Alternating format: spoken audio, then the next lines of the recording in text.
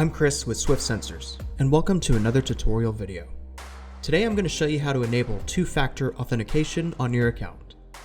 To enable two-factor authentication, simply navigate to the top right of the navigation bar and click on the user icon. Once clicked, select Settings.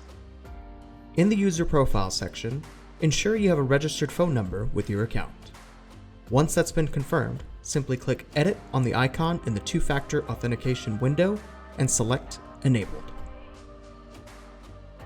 You will then receive a text message verifying that two-factor authentication has been enabled.